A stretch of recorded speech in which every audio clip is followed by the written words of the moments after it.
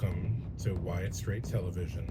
I'm your host, Matthew Salanoa, a filmmaker of over 17 years, here to bring you the filmmaker's perspective on television.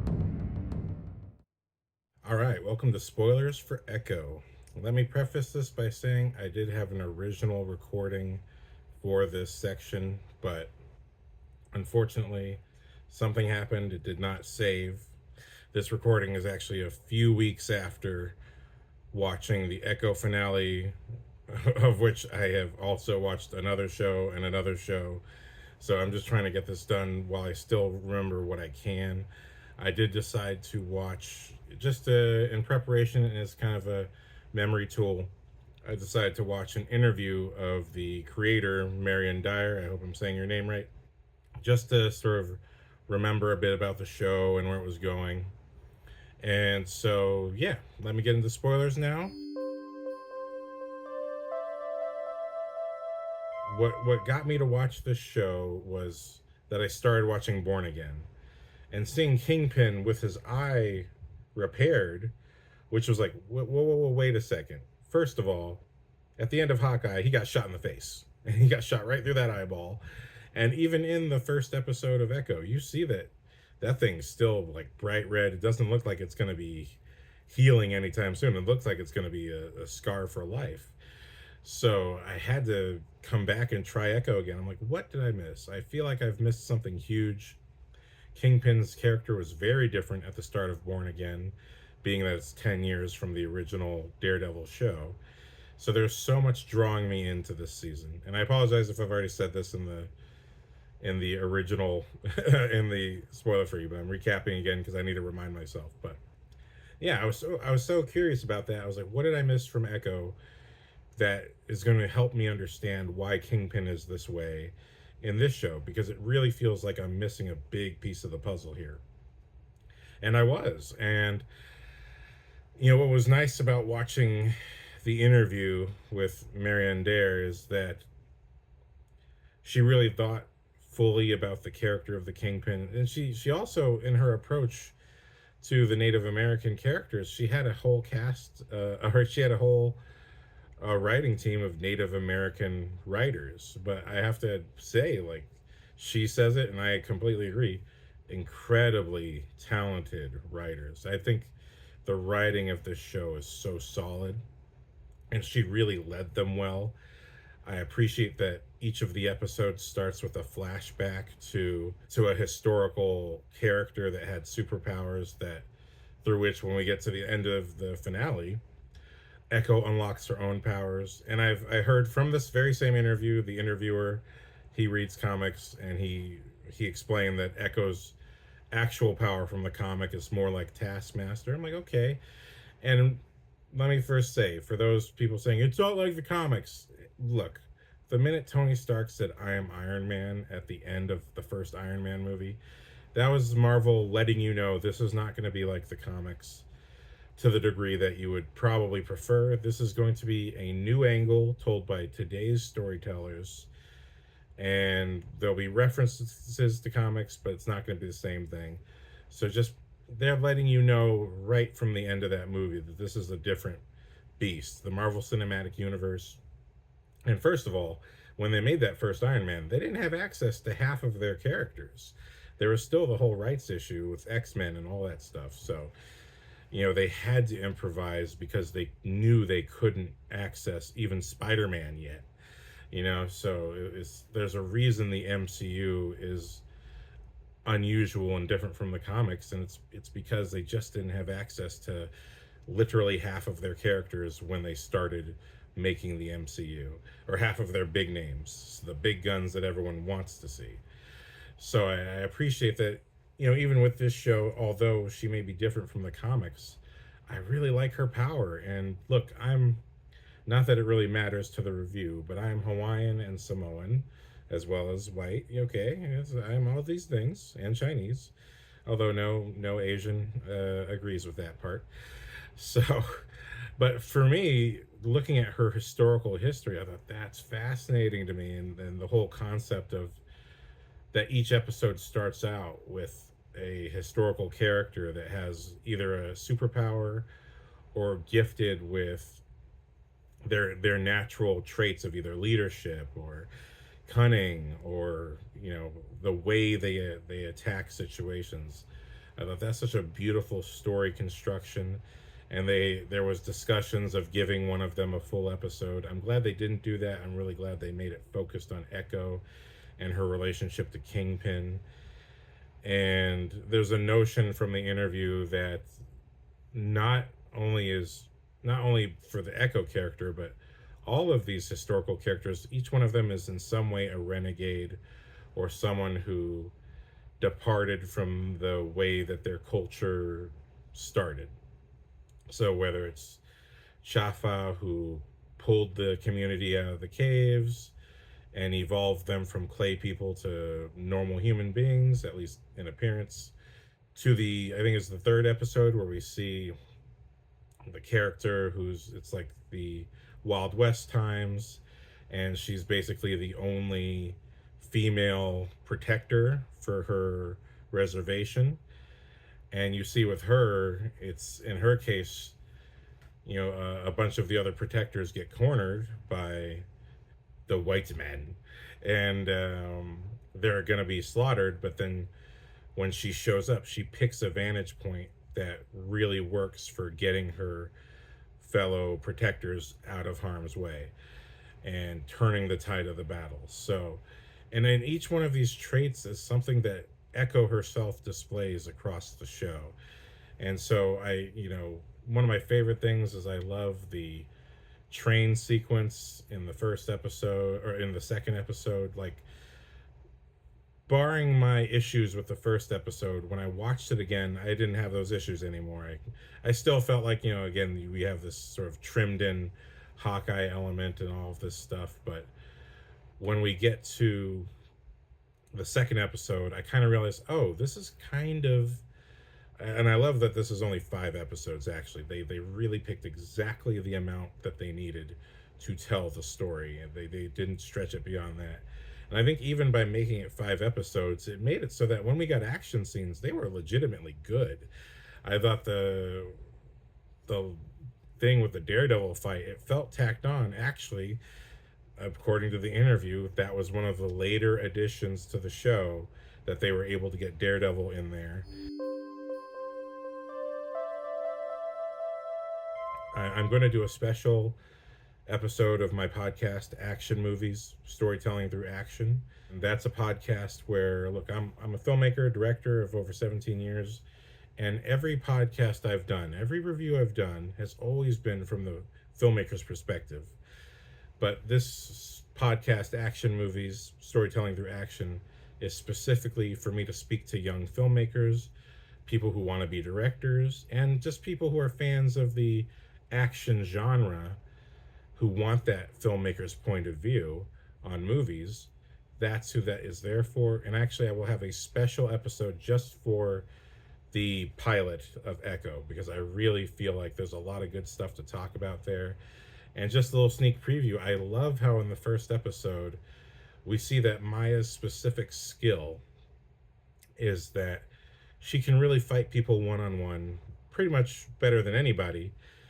And when we see her join Kingpin's men, and we see that even though she's the new person on the block, she's the only one who can have an entire 5-minute battle with Daredevil. And not only that, even though he knocks her down multiple times, she just keeps getting back up.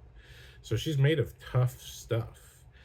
And it also, I think even that is kind of a hint at how powerful she's actually going to be by the end of the show. But what I appreciate about this whole show is that it's a little Jason Bourne, it's a little bit Mission Impossible. I love that because she does not have her superpowers until the final episode, which is, I think, look, if you're trying to control your budget because you want action scenes, but look, you're doing a TV show. The truth of the matter is that action is incredibly expensive. You do have to pay stunt people a good premium price because they're endangering their own lives. And especially the actors. If an actor does a stunt, it's a bump to their pay. So it's really expensive. And not only expensive in terms of paying people, but the time that it takes, because you have to shoot it safely. The myth to most people who interview these actors and most people who are fans of movies and TV shows, the myth that you experience is that you think that you're watching some actual fight scene that's filmed in real time, when in actuality every single shot has to be set up, placed. Everything's got to be choreographed so that nobody's actually hitting each other. Because you have to think, like, if you actually know the whole process here, every single shot, sometimes you need 2, 3, 4, 5 takes, meaning you're doing it over and over and over again. If the main actress, Alakwa Cox, and I hope I'm saying her name right, if she's getting punched 5 times, for the first shot of the fight, she's gonna have missing teeth, and she's gonna have a giant bruise, and she's not actually gonna be able to do this entire fight scene. You're gonna have to step someone else in, and she's gonna have to take a 2-week break and you're gonna have to stop shooting because she's the main character. So when you shoot stunt scenes, the whole point is that you put the camera a certain distance away, you use the correct lens so that someone can throw a punch and all you have to do is react like it happens. And then in between shots, you get the makeup person to put in those bruises and make it look like it really happened. Put in the cuts, make it look like it really happened. And then once it's all snipped together by the editor, that's what gives the illusion that this has all happened in a very fast amount of time. Even if it was shot quickly for a movie or show, it still takes a certain amount of time. It takes hours, it takes days, it takes weeks sometimes, depending on the action scene. And so to do all that, it takes an enormous amount of time. So to do an action show, there's a reason when you see interviews from actors, they say it took us 12 hours. And it's even without action scenes, it takes that long because you got to get every single take. You have to get every single angle because you need to communicate to the audience what's going on with the story. So I just appreciate that with this 5-episode format, somehow these guys pulled off an enormous amount of footage. Like the second episode has this huge sports event with the 2 competing tribes, and it's really actually exciting and interesting. I was like, what is this? I felt like I was watching Apocalypto a little bit, I was like, which was a good vibe. I thought every episode kind of had its own special quality. And the first episode, starting off with Chafa, was mystical. It kind of reminded me of like What If, but in live action. And I think that character shows up in What If. I can't remember for sure, but I thought that was awesome. It's like, wow, we're getting this. It begins with this mystical element of what Echo is potentially capable of, even though for 4 episodes we don't see any magic come out of her directly. Anyway, we get in the 3rd episode, she gets so emotional, you start to see the glowing hands that one of the other characters has, and it's just one of those signs that something else is going on with this character that even she is yet to be aware of.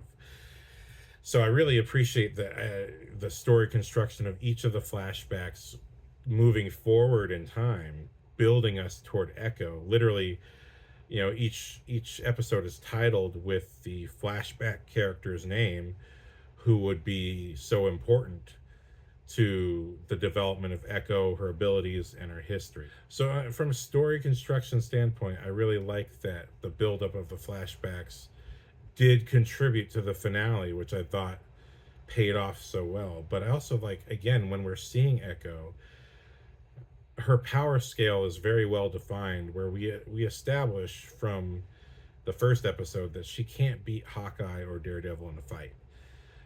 Not without superpowers. Like, these people are so experienced that they knock her down, but she becomes a better fighter from fighting them. Her losses only contribute to her education. But what I love is, when we get that train sequence, she's beating everybody up. You know what I mean? One-on-one, she's pretty top notch. But then we get to the 3rd episode, and I think in some ways the 3rd episode is my favorite episode because it's the first major consequence. Because she blows up that train in episode 2, Fisk's men come looking for her.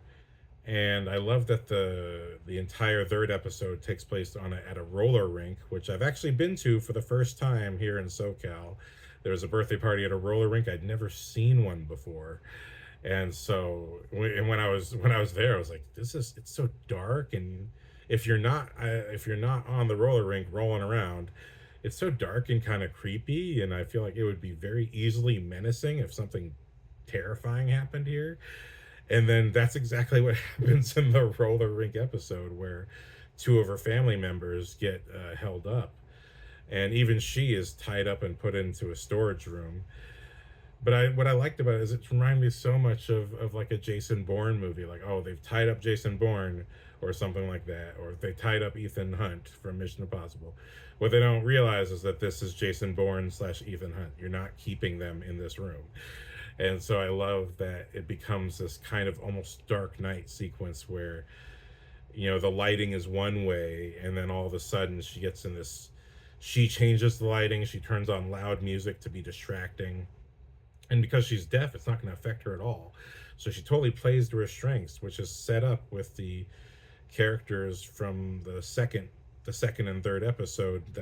Those flashbacks is the cunning and the approach to how she battles. Lighting wise, episode 3 is my favorite. I think the cinematographer. This every episode, by the way, episodes 1, 2, 4, and 5 are directed by Sydney Freeland, and they are fantastic. They're cinematic. She really has a great handle on how to tell stories visually. But episode 3 is the only one with a different director and a different cinematographer. So Catriona Mackenzie directs episode 3 with cinematographer Magdalena Gorka. And I gotta say, this is my favorite episode in terms of the cinematography and the way that the action is shot. And it's also the biggest action sequence of the entire season, which, of course you want the biggest action sequence to be in the finale typically. I don't think it holds it back at all. I think it's so cool because there's so many of Fisk's men for her to fight. And the fact that when it gets down to it, she can beat all these guys one on one. But as soon as they start getting back up and they overpower her by being in numbers, and you realize, shit, she's a human being. Like, she's screwed. You know what I mean? I thought that was wonderful. I think stuff like that, it keeps it relatable.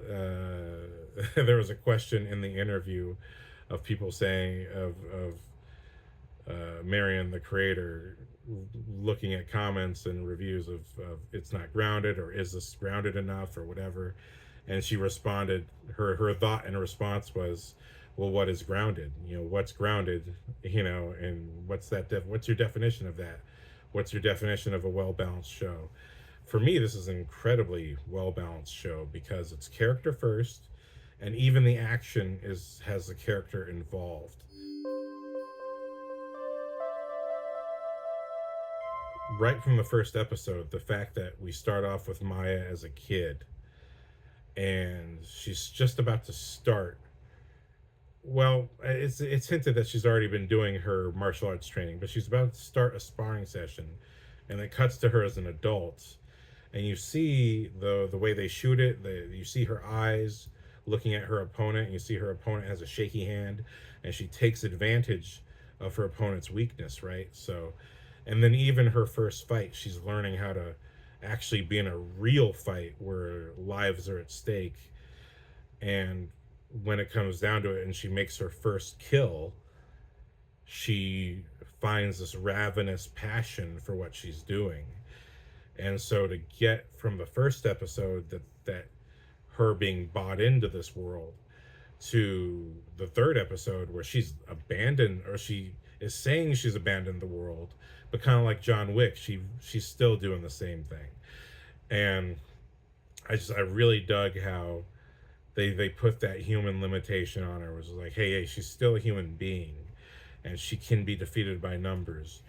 But the best way, like, hey, if you are overpowered, I don't think it's a cop-out to have the villains say, hey, don't kill her now. Go away.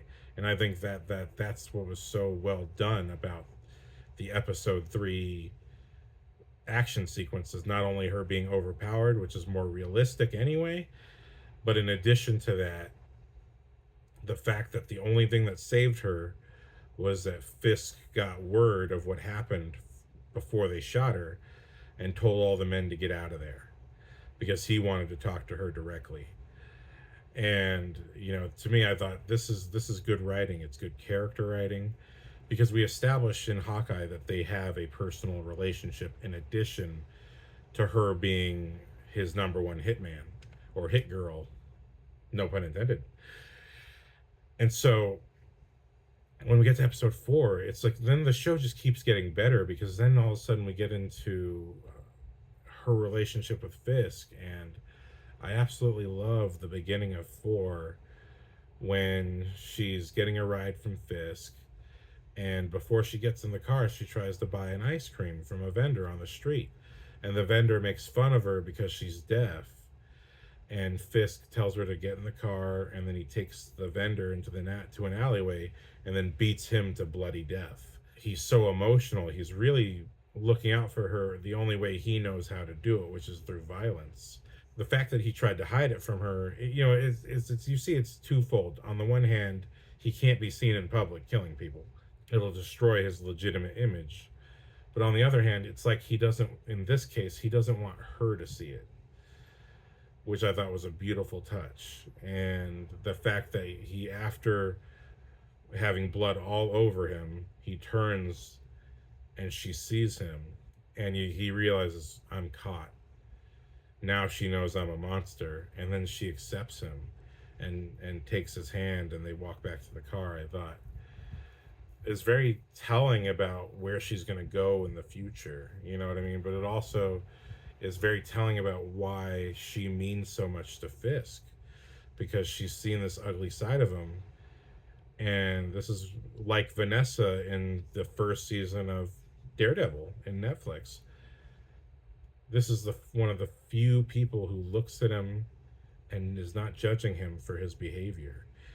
And in many ways, having been through some rough times as a kid myself, in many ways, that lack of judgment and still being loved, even if you've done something terrible, is in large part a pathway toward healing for people who have, as his story has been revealed both in Daredevil and this show, for people who face domestic violence or have been abused as children and then grow up and they sometimes repeat these behaviors.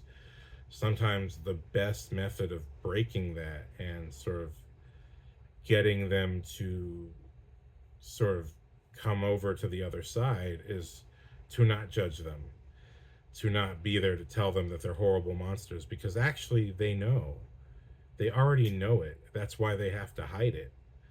But to sort of give them a space to be themselves in that moment and forgive them, or give them the room for that forgiveness, it's that pathway to healing and stopping doing that, which I think is a hugely important aspect for the final episode, because you realize that Echo is on her own journey of childhood trauma, where the first episode starts with her mother dying and the loss of her leg. So in so many ways, the loss of her leg, every time she looks at it, it's the day her mother died. And which is something I didn't even think about until thinking about it right now. But in addition to that, she's trying to get over the fact that Kingpin was the one who had her father killed. And she can't heal. She's in this path of revenge. What Kingpin did to the vendor is what she's going to do to Kingpin, like this personal offense that cannot just be wiped away from a person who's lived a life of violence and only knows that as their way of expression. And so much of the storyline for Echo is her bumping up against her family members, and they're all saying, hey, stop leading this life. You don't have to lead this life. You can have another path. You can come home if you want to. And she's got the baggage of feeling exiled because she was exiled with her father. She's got that baggage of feeling like she's in exile anyway, and having a resistance to coming back, even though that is deep down what she wants. And it's what everyone wants. Everyone wants a return to the peace, but that peace is not allowed to happen because she literally brings war to the town, which is what she said she would not do. And I also appreciate that.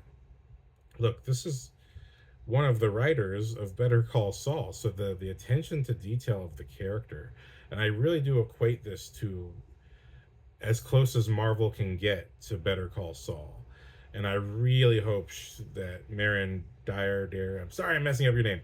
I hope she becomes more involved in the Marvel Cinematic Universe, because this level of writing is what the Marvel Cinematic Universe needs. Even though, yes, it was a bit of a slower burn show, there wasn't as much action, but let's look at the value of how good the action was. Or even Kingpin beating up the vendor, which was not an action scene, it was a violent scene. But like that, how emotionally effective that is, of like, oh my god, I'm seeing this, the dirty dark side of somebody, and it's not fun. And oh, and but the main character is accepting him, and that's why their relationship has this kind of beautiful angle to it, because it's both of them accepting the other for whatever their flaw is. And so, what I thought was wonderful when it came to the finale, which really is why I wanted to talk about this show, because it's all about how you tie it all together. If you really put it all together and it all adds up in a very, either a clever way or just a very emotionally fulfilling way, that's what matters most. So I really love that the fifth episode begins with the hummingbird, which I went back and looked because I don't remember the hummingbird earlier in the show. The hummingbird is at the beginning of the show with Chafa. It does appear just before the cave is about to collapse, before Chafa uses her powers. In the childhood flashback, when Maya gets in the car with her mother, and then the grandparents get in their vehicle and drive away, you see a little hummingbird kind of look straight at the grandma as the grandparents are leaving, and you see the grandma have that sense of, oh no, something bad is coming. And again, it's that spiritual aspect, the spiritual nature of their culture, but in addition to that, the whole notion that that nature itself has a spirit and all of these things are connected. But more than that, there's a specific relationship to this bird, and it's there to warn you about impending doom. And so when we get the birds showing up at the beginning of the fifth episode, and Echo hits it with her little slingshot, it's terrible and adorable at the same time. But it's adorable because she runs up to her mother. Oh, the bird, it just fell from a tree. And then the mom's like, did it really fall from a tree? I just thought it was great. And it was also finally, even though we get a brief introduction to the mom, it's an adorable, sweet scene before she gets killed in the car accident.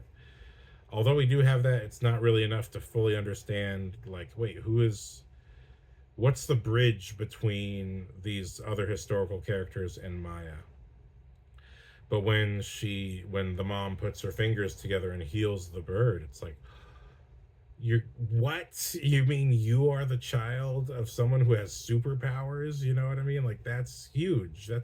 That's a massive reveal for this show, especially the show that has only established Echo as being a very good fighter.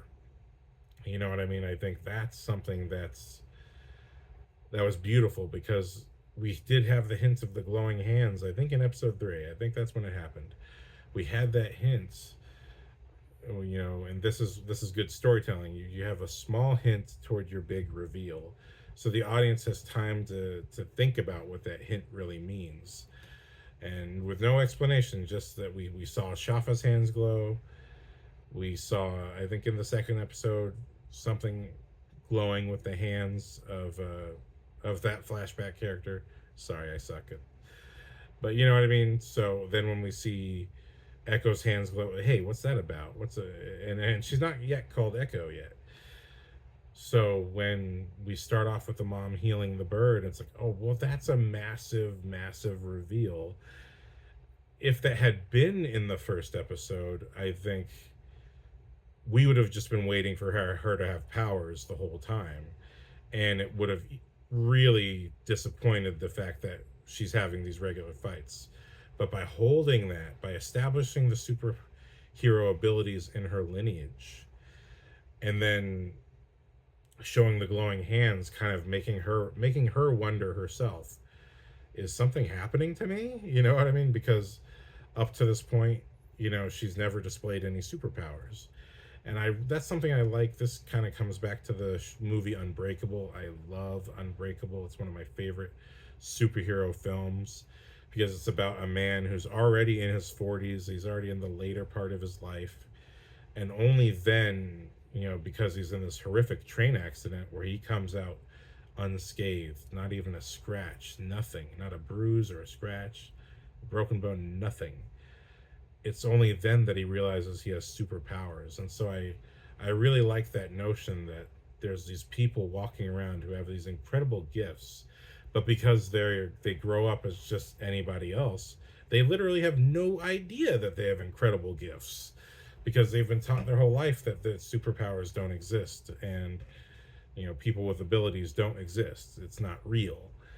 But in fact, it is. At least that's the whole story of Unbreakable. So to see kind of a little bit of that happening with her was cool, but to see it actually shown in a very smart way, especially making an action show, I was like, ooh, okay, that's cool. So to reveal in the fifth episode that her mom has the powers, it actually backfills. It explains, oh, this is why her hands were glowing, that she is, at least through her mom, part of this lineage of the Native American women with these incredible gifts. She does interact with Kingpin in episode 4, and he gives her the device that does hand signals for him. I thought that was very interesting. What I like about that is that it really shows who Kingpin really is. Is that the interview brought up that he learned Mandarin to speak to one of the mob bosses in Daredevil, or I think it was Defenders. It's one of them. But other than that, when it came to Maya, even though she's so personal to him, he never bothered to learn her language. And I think it has everything to do with power scale, because I think the Mandarin mob boss was someone who was more powerful than him. So he had to learn it in order to have the respect and get the amount of land and influence that he wanted in New York. But in the case of her, she's beneath him. And despite the fact that he does care about her on a certain level, he also still clearly sees her as beneath him because he's not learning her language. He's not trying to be like her in any way. He wants her to be like him, and which is his entire mission, clearly from the show, is that he's looking for someone to replace him. He doesn't have a kid of his own. He's not looking to have children, but he's looking for someone committed enough to take on the Kingpin Empire when he's done and retired, when he finally gives it up. And so I think it's a touching story because it's nice also to have a villain who's connected to the hero. I think this is one of the biggest issues I have with most Marvel villains. Even Thanos, as much as he's a well-written character, again, another huge departure from the comic books. But even Thanos, as well-written as he is, as much as I am able to empathize with him and feel the quality of his writing, I just feel like, but he doesn't really have a personal in with any of these heroes. So it just makes it hard to root for our heroes or feel like they've succeeded in any kind of way when there's no relationship. Like what makes a great villain, such as even the Batman movies, is that there's some kind of personal angle at which Batman knows these people. When it comes to Ra's al Ghul, the head of the League of Shadows, Ra's al Ghul is Batman's mentor. He's one of his first major father figures outside of Alfred, who's the one who trained him to be a ninja, who without his training, he could not have become Batman. And Batman was his absolute best student, and thus there's like this, exactly like Kingpin and Echo, this lost sense of, this could have been my dad, that since I lost my father, this could have been my father. This is someone who actually appreciates and respects what I'm capable of. And Alfred, although he loves me, he didn't go on this journey with me, so he doesn't really understand what I've become. And Ra's al Ghul works in that way. Or you look at Harvey Dent, who was a best friend of Bruce Wayne, and in many ways his literal dual nature is the kind of twisted mirror through which he's a reflection of Batman. That Batman can just take off his mask and be Bruce Wayne, but Harvey Two-Face will forever, no matter where he goes, will be this half monster to society, and his mental issues are just out there for everyone to see. Or even Joker, who is quite literally the negative, the opposite to Batman, who they have a relationship because Joker doesn't care who lives and who dies, and that's the only thing that Batman cares about, is that everyone gets a chance to live and make a better choice tomorrow. So like the relationships he has, or even Spider-Man, when it comes to Norman Osborn, that's the father of his best friend, who dotes on him and respects him because they're fellow scientists, they're fellow people of great intelligence who are misunderstood. The greatest hero villain stories are relationships, and that goes all the way back to Zeus and Kronos. Kronos, who is Zeus's father, decided to eat his children because a prophecy came about that he would be defeated by his son in battle, which was actually the exact prophecy of Kronos and his own father. So it was his history repeating itself. But so the greatest hero and villain relationships come from these deep relationships, or lack thereof, of people who are personally related in some kind of way. Because that's the hardest thing to experience, is when you actually care about someone, or you feel that someone should have cared about you. That's the most emotionally hard-hitting thing. And that's what's going on with Echo and Kingpin on so many levels. And so I really appreciate that they fleshed that out in episode 4. It's established in episode 1, but they fleshed it out in episode 4 so nicely. And really to see his wish is like, the reason he spared her life is because he does care about her, but he also just has this, again, a twisted sense of where she should go. He wants her to be the next in line, and she doesn't want it, but she mostly doesn't want it because she found out, hey, you killed my dad. How exactly is that supposed to motivate me to be part of your team? Which is the crux of their conflict. And so it really makes it meaningful when we get to episode 5.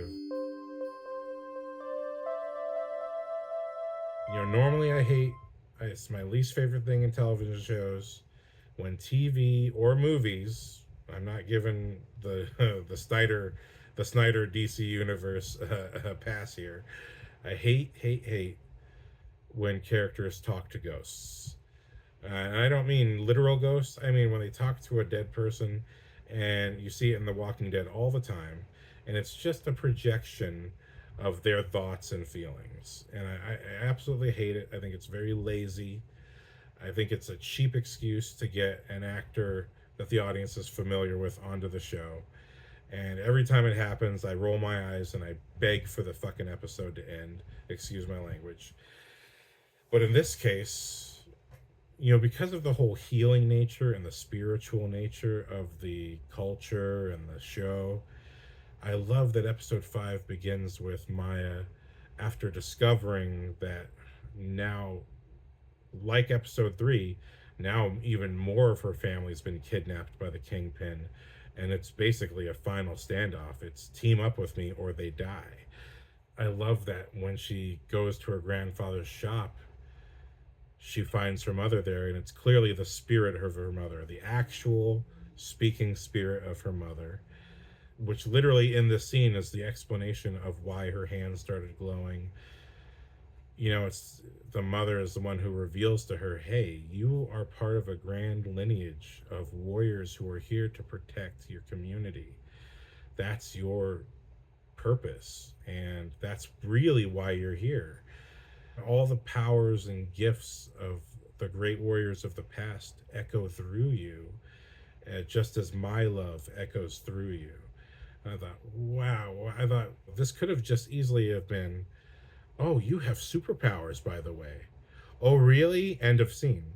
But the fact that, hey, you have gifts and you have a purpose, and just so you know, don't forget that you have the love of your family. You know, your family, yes, we bump heads, but we love you, and I love you even beyond the grave. My love for you is still passing through you, and I'm looking out for you, but it's your turn to look out for the family. That's And so this is like this multi-level hit for her, because right from episode 1 she's resisting seeing her family. We learn early in that episode, okay, she was technically exiled with her dad, so there's a reason she's resistant. She feels like it's her fault what happened to her mother, and that no one really wants to deal with her, and that's why they were sent away. And that's not the real truth. The real truth is that the family was angry at her father for the life he was living. You know, there's all these, beliefs, sort of beliefs that are kind of half true, and things that are not settled, and things that weren't ever made clear to her. And she, as a kid, just made this belief in herself that it was all her fault and the family wanted nothing to do with her. But really, everyone's saying, no, the family does want something to do with you. It's just what happened the way it happened, and what's done is done. But now you're back, so please, since you're back, please go see your grandma. And she resists it all. And I love that as a piece of writing, she does resist seeing her grandmother all the way to the finale, once everyone's all has guns to their heads. I thought, what? That's a good piece of writing, because it just leaves a want that, she wants to, but she feels like she shouldn't. There's a desire, but there's also sort of a counter reason, or a reason she puts before herself, an internal conflict that keeps her from seeing her grandmother, who she wants to see the most. So the fact that it takes to this last episode for that to finally happen is great.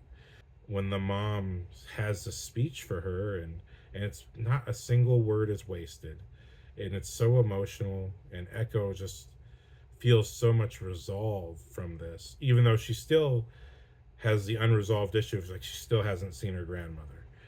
And the grandmother at this point has found out that Echo's running around town. It's like, hey, why is no one telling me this? I do want to see my granddaughter. You know what I mean? So, at this point now they're both trying to see each other, but the universe is kind of in the way. Character choices that led to this episode have gotten in the way. So I thought it was very powerful that, her mother as a spirit gives her access to herself and reminds her of where she comes from. Remember who you are.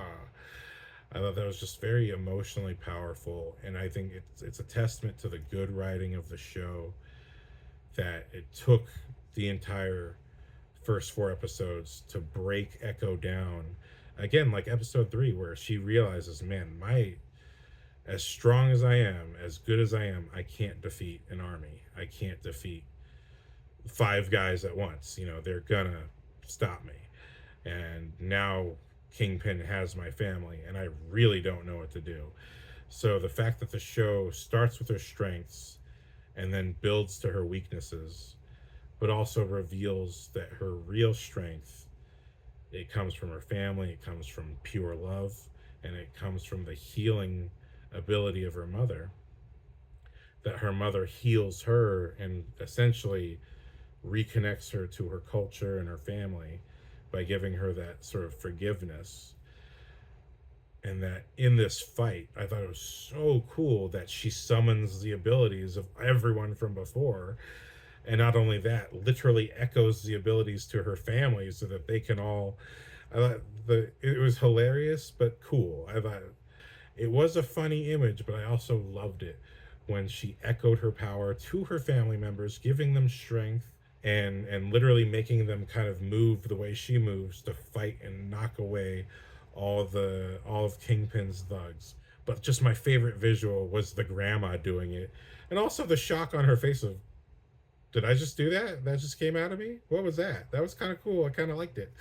I love, like, her reaction just said everything. Like, that's part of the humor wasn't just the fact that it happened, but that the character herself was so surprised and like, what? You know what did I just do? I had superpowers for exactly 5 seconds. Okay, but truly, like, when Echo is getting beat down and finally unlocks her power and she stands up and the camera pulls back and you see her ancestors, everyone's shown in the flashback standing behind her, and it's literally their spirits helping out in this battle. Like, there's like, it's just really connected so beautifully. And the fact that the title of the show is Echo, that's her superhero moniker, the way that it all just ties together and makes the theme of the show the title of the show, the way that all tied together was so beautiful. I thought so touching. And the fact that outside of that room was, her two cousins, one of them who seems to be another wrong side of the tracks type of character, the fact that he's the guy who takes out the main henchman who almost killed Echo in episode 3, but then the other cousin who is the one who helped her get on the train, who he's a little bit, he seems more hillbilly like, no offense, but he seems more like a guy from Alabama, you know what I mean? The fact that he crushes 2 vans of Wilson Fisk's men with a freaking monster truck. I mean, what is more Americana than that? You know what I mean? I think that was awesome. You know what I mean? Like, the finale, even though the action wasn't as visually cool as episode 3, I really think that episode 3 director and cinematographer combo was something very special. That it was really cinematic, and I wish the best of luck to them. I've already seen that, Kira Kelly, the DP of the rest of the show, episodes 1, 2, 4, and 5, she's doing the movie Him with Marlon Wayans. I'm very excited because that trailer was excellent, and the cinematography is clearly superb.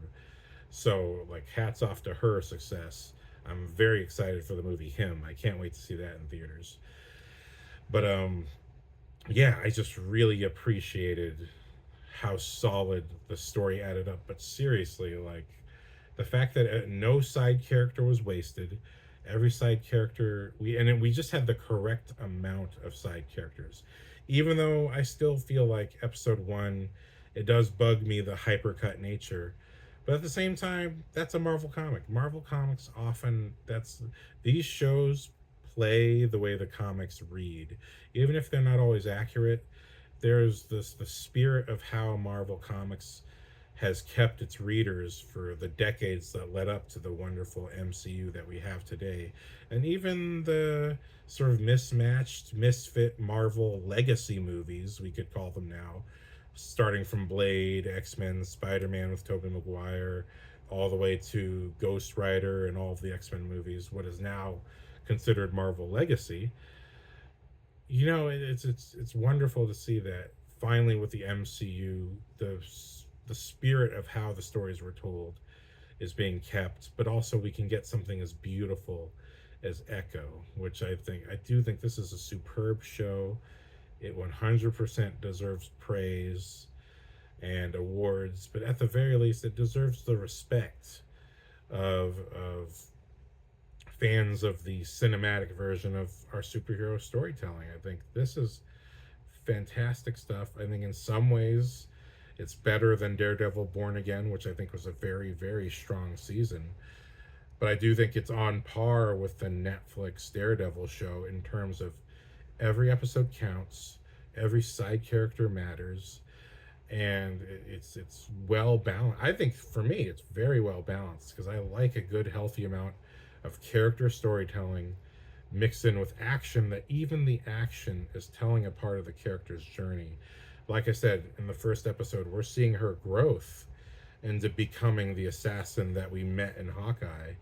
But then the entire journey that she has from episode 2 through 5, you see the absolute limits of her character and how she has to change things up. She has to kind of accept and embrace the things she completely rejected in order to unleash her actual ability.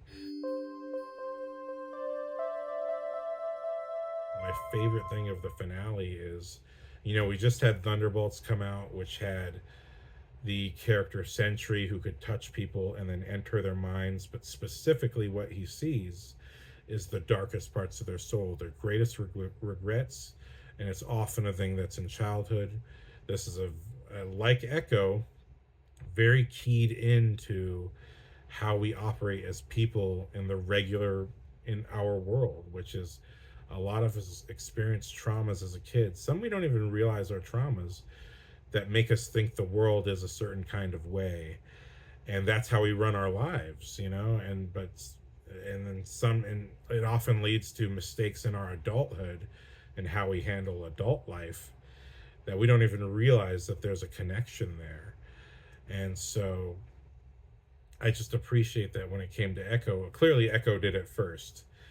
She tries to heal Kingpin the way her mother healed her, which I thought was like, again, when it comes to the story, it's like it really, you remember, hey, she is angry at the Kingpin for killing her dad, but he's still her uncle. And so when she becomes healed by her mother, I feel like she's trying to give him the same gift, trying to set him right.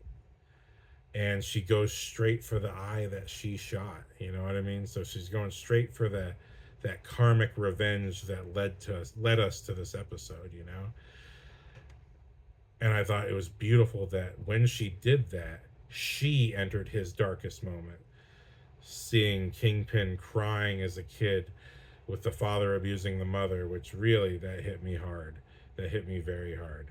But the fact that she was there and she was surprised to be there as well, which also to me connects the whole mother spirit being there. It means that literally time itself is an aspect of her abilities because she can summon heroes from the past and their abilities. But specifically, she can tap into people's pasts. I'm like, that's amazing. And not only that, but to see this angle of Kingpin, like this is Kingpin's darkest regret, as being young and not being able to do anything or feeling powerless. And just, I love the fact that they didn't use a kid, that they actually used Kingpin himself. And just hats off to the superb performance of Vincent D'Onofrio. Perfectly crying as if he was a little kid. I was just so taken away by that moment. It was like, even though I keep saying it, the episode 3 had the best action, episode 5 has the best emotion. It's just like, to tap into this and to see Kingpin and behaving this way, it's like, I think everyone who gets gray haired like I am, I think every one of us, if you've had enough experiences, we get broken to the point of like being a little kid again and just being tormented. And so to see him go straight back to his own flashback, and he awakes to it too and realizes, why am I here? What are you doing to me? Why the hell am I here in the past? How is this possible? I love that this is Kingpin, who, even though he's fought Daredevil, he has not actually dealt with someone who has superpowers, or at least never seen it directly at this point. The way he reacts when they snap out of it, and it's not him who snaps them out, it's his guard who shoves her away, preventing her from completing what she's trying to do. And it seems like it probably would have taken him much longer to get through Kingpin's trauma. But the fact that it's interrupted, but this is how his eye healed. This is what got me to watch the show in the first place. Was wait a minute. That eye was gross when I saw the first episode and gave up on Echo. And shame on me for doing it. But you know what? I think that there's a wonderful line that I forgot about that I saw from a meme from the movie 12 Monkeys. and the movie quotes that, when we grow up we think movies change, and so we like them more, or we don't like them, or we like them less. But it's not the movie that changed. The movie stays the same. It's you that changed, and you see the movie differently based on where you're at. And I thought that's 100% kind of what this scene is about, is like looking at your life from a different perspective, but also me enjoying the show is looking at it from a different point of view, because when the show came out years ago, I was in a different point of my life. And so by the time I've come back to this show, Daredevil Born Again has already been out for 5 or 6 episodes.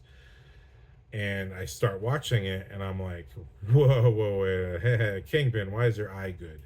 Even though I saw the ads, why the hell is your eye good, man? Because the whole time I'm watching Daredevil Born Again for the first half, I'm like, Kingpin is very different from how he was in Daredevil. Charlie Cox's Matt Murdock is, I feel like he's exactly where he should be based on the previous season and what happens in the beginning of the first episode.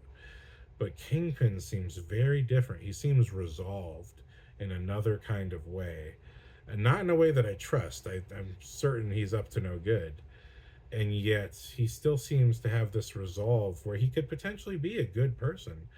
He has another element to himself going on, and I like that this finale answers that question. First of all, the eyeball, but how is it possible for Kingpin to have this kind of fresh resolve, this entirely fresh take on how to approach his way of conquering New York City? And it's all because of this healing moment that, well, he didn't really get to be healed. He was just brought back to his worst possible trauma.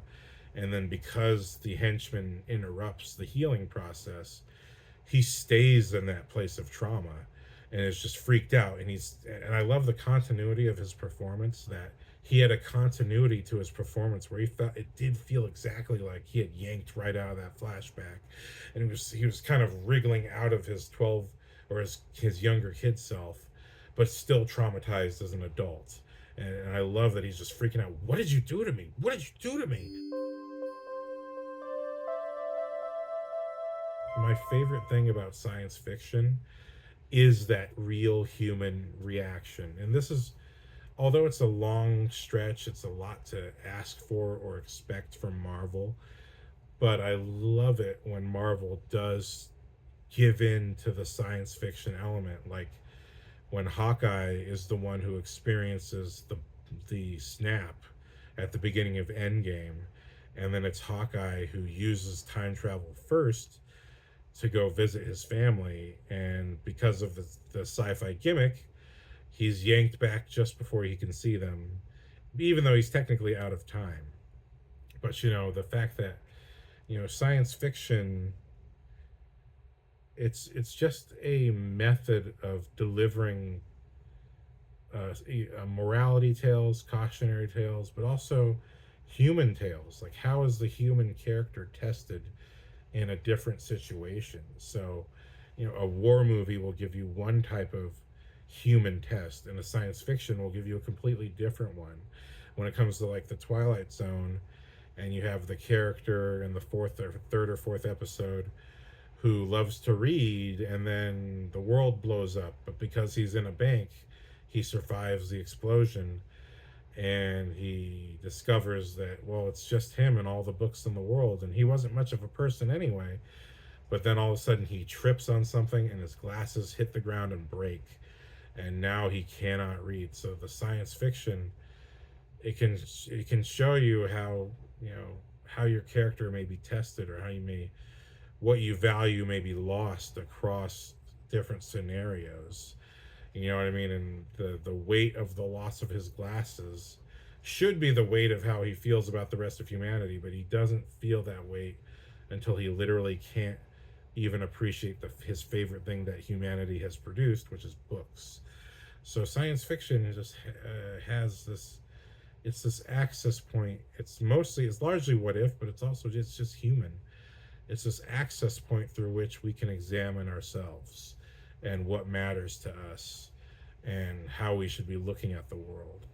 And that to me is what this fifth episode really accomplishes, is that even though it's technically a fantasy scenario, it's not technology, which is what science fiction is all about. It's still the same notion of science fiction, which is what happens when you can do the amazing thing, and how does it affect the characters who have to experience that. So I just really loved that that's what they went through with Kingpin, and we don't even see him after that. We just know he leaves utterly traumatized. And to me, it really answers the question of what was Kingpin doing in the time period when we come to Daredevil Born Again. What was he doing in the time period that Vanessa's complaining about him not being around? What was he doing? What was wrong with him? And and it was all this Hawkeye business. It's what happened with Echo, and clearly he was rocked so hard to the core that he changed. Something in him changed. And what I love when it comes to Born Again, when we get to the last two episodes, is that you realize that he changed from the Netflix Kingpin to the Marvel Kingpin. When we see him turn around in the second to last episode of Born Again, spoiler alert, and he's wearing, after a whole season of wearing from dark, almost black clothing to gray clothing, and he reaches the second to last episode, and he's revealed in his classic Kingpin all white outfit, and you realize, oh my god, this entire time he's been playing even better than what he did in Netflix Daredevil. Like, that was just the early beginnings. He has become the Kingpin from the comic books, who can fool an entire city into truly thinking he's a good person. And that I thought was genius. I was like, but I felt distinctly like he could only get there because of what happened in Echo. You know what I mean? And I thought that's what made me really appreciate both shows, is that, oh my god, there's actually, I was missing something between Daredevil Netflix and Daredevil Born Again, and it was Echo. And I thought, and even the fact that it starts off with Daredevil in the first episode of Echo, and it ends with Kingpin being changed forever, it just says a lot about Echo's place in the Marvel Cinematic Universe. And I'm really hopeful, because I liked her costume. I want a Marvel Legends figure of her in that costume. I would love that. But in addition to that, I hope we get a season 2. I hope that she shows up in one of the Avengers movies or something. Like, please bring her back. I think this is now that I've come to fully appreciate the show, I see what she really has to offer the rest of the MCU. I mean, she could interact with any Marvel character, especially with this whole healing thing and going into the past. She could probably help out Sentry. You know what I mean? And so I really feel like there's a lot of potential for this character to interact. I would love to see her team up with Shang-Chi and Shuri from Black Panther, now that she's a Black Panther. I would absolutely love to see her team up with some of the new Avengers characters, because I just think this, or even the Defenders, even if it's just the Defenders, keeping it in the Marvel Netflix family, even if it was just that, I would absolutely enjoy seeing her return and what it would mean. But I hope if they do bring her back, please keep Marion Dyer. Sorry again with the name, I'm terrible. And at least one or two of the writers from the show, because they clearly captured a voice that was very special and unique in this show, and I want that to still be maintained when she's presented in all future iterations. I think that she needs to be, because of the special nature of this show and what it's shown about her character, much like how James Gunn was kept around for the Guardian sequences in Infinity War. I think that's how this character needs to be treated going forward, because she's very specific, and I would really love to see how she bounces up against the other Marvel characters, especially if we're just keeping it in that Marvel Defenders world. I think there's untapped gold here to see what she can accomplish with the heroes and the villains. So, anyway, that's my spoiler filled thoughts. I really love the construction of the story. I think if you are a filmmaker or if you're interested in filmmaking, again, that's the perspective through which I look at everything. I think this is a show that you should be looking at and studying. Look at those interviews. I will put the interview that I watched in the description below because I think, it wasn't as in depth as I would like it to be, but at the same time, I don't even know what questions I would ask. What I would love is some commentaries on episodes. I would love some behind the scenes material from Marvel. I know there's an assembled, so I think I'm gonna go check that out. I actually totally forgot about that. I should have looked for that before watching this, but I wanted something because I've been looking for 2 days for my lost recording of the original version of this where I remembered a lot more and it's all gone, but this was the best of what I can remember. So I hope you enjoyed this episode. Hopefully I'll see you next time. Thank you for watching Why It's Great Television. Mahalo and aloha.